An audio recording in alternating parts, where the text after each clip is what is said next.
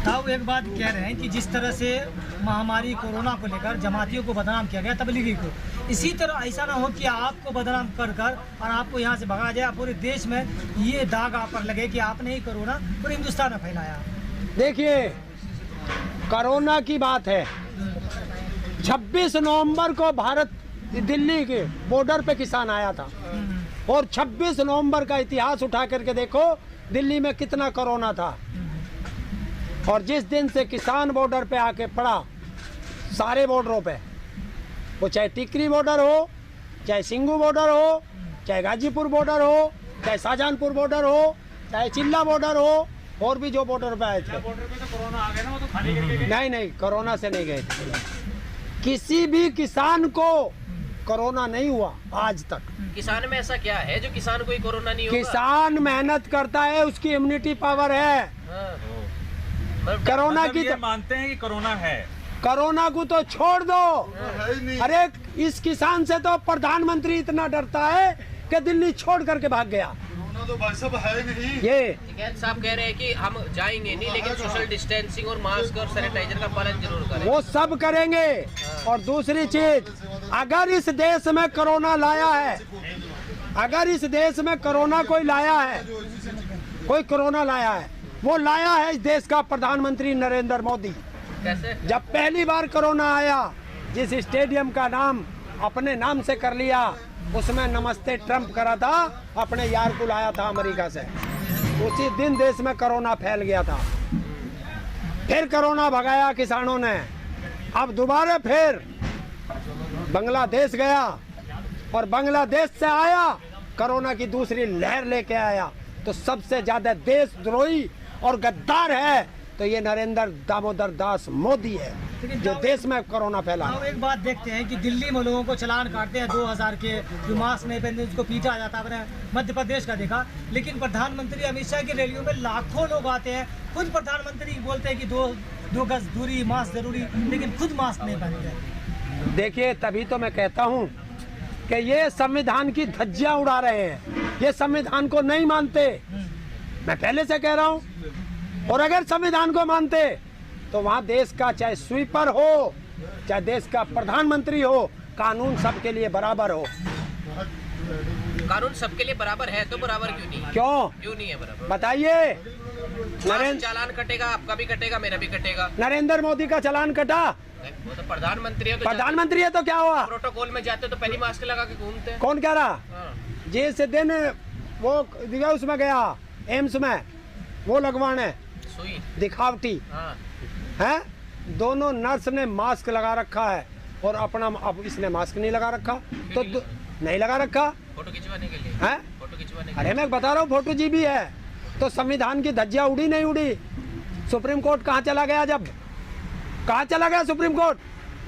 हमें कानून का पाठ पढ़ाता है। इस तरीके से आप देश के न्यायालय पर बार-बार सवाल। मैं देश के न्यायालय पर नहीं कर रहा। सुप्रीम कोर्ट क्या है? मैं तो सुप्रीम कोर्ट को बता रहा हूँ कि अगर कानून मेरे लिए इतना ही है तो उसके लिए क्यों नहीं है? वो भी तो इस देश का नागरिक है, उसके लिए क्यों नहीं है? और अमित शाह बंगाल में रोड शो कर रहा है, भीड़ के बीच में है, मास्क नहीं लगा रखा। सेना के जवान को देखने गया, सबने मास्क लगा रखा, उसने मास्क नहीं लगा रखा। बताइए क्यों? आपकी नजर भी बहुत तेज है सरकार पे। क्यों नहीं? हम नहीं रख सकते उस पर नजर? हम मीडिया में आ रहा, तो बताइए क्यों नहीं लगाया? फिर ये इस संविधान से ऊपर है। नहीं, मैं कह रहा था आप जिस तरह से सुप्रीम कोर्ट पे बार-बार सवाल उठाते, सुप्रीम कोर्ट हमें तो तुरंत जेल के अंदर भेज दे।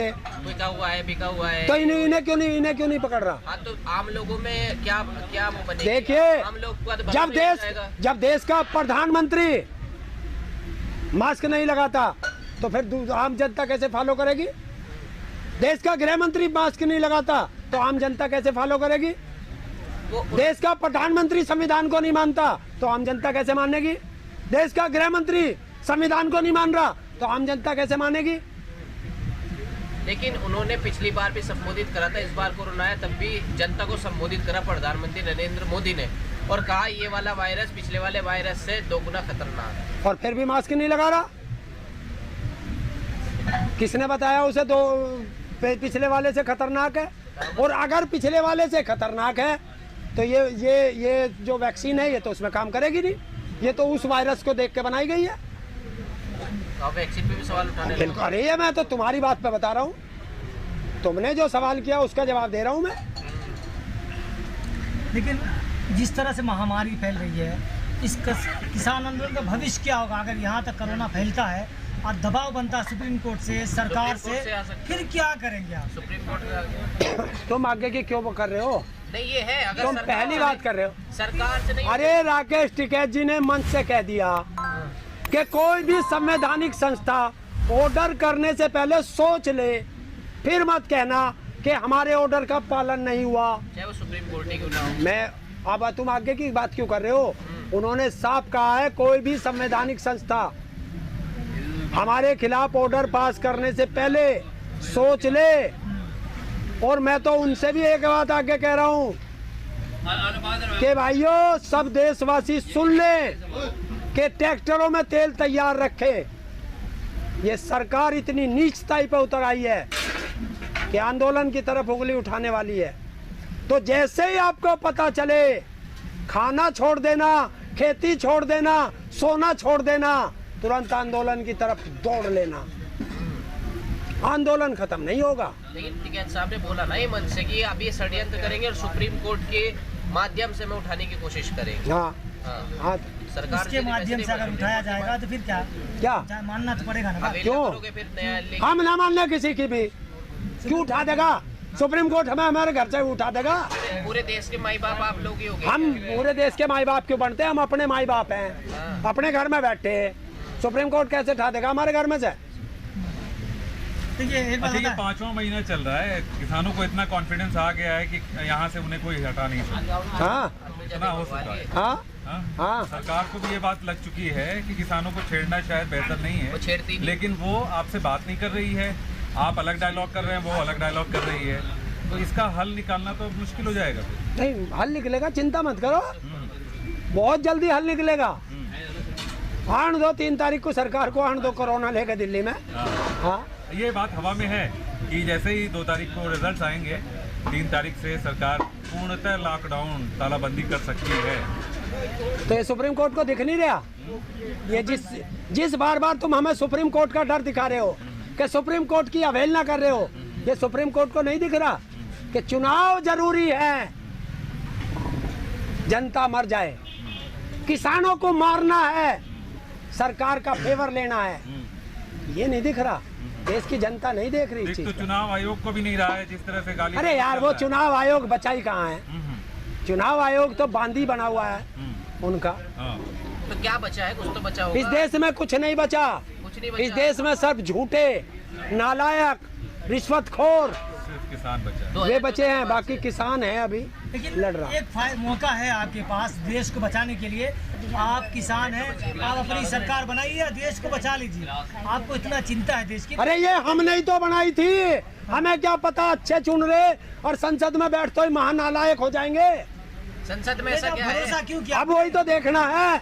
अब संसद इसीलिए तो जा रहे हैं देश का किसान, हाँ, है क्या संसद कि में? उसमें जाके देखेंगे उसमें कैसा ऐसा केमिकल लग रहा है कि जिसको भी चुन के भेजें वो नालायक हमें भूल जा और उद्योगपतियों का हो जा। आप खुद अपना बनाइए और पहुंच जाइए। अरे ये भी तो अपने ही थे, हमने तो अपने ही बना के तो भेजे थे। सबसे अच्छी बात होगी कि आपको जबरदस्ती ना संसद भवन में घुसने की जरूरत संसद पड़ेगी, यही ना बना- लाल किला में घुसने की जरूरत पड़ेगी। आप आराम से जाएंगे, झंडा फहराएंगे, अपनी सरकार होगी। बार बार लाल किला का नाम लेते नहीं, हो। अपनी सरकार बना। नहीं, लाल किला का नाम क्यों लेते हो तुम हमें? आपका प्रधानमंत्री होगा, झंडा फहराएगा, ये इसलिए कह रहा हूँ। झंडा हमको दूसरे के मकान पे कैसे फैला देंगे किराए के आप पे? प्रधानमंत्री होंगे ना। तो वो तो बेच चुका अपना लाल किला बनाओगे? अपना। अगर झंडा अगर हमें फहराना होगा जहाँ भी, हाँ। किसान का काम है अपने ट्रैक्टर पे झंडा फहराता है। नहीं 15 अगस्त को जो प्रोटोकॉल है, क्या प्रोटोकॉल लाल किला है? पे इसने तो नाश कर दिया इस डाडी आसाराम के छोटे भाई झांसाराम ने, कि वो जो धरोहर थी वो भी बेच दी।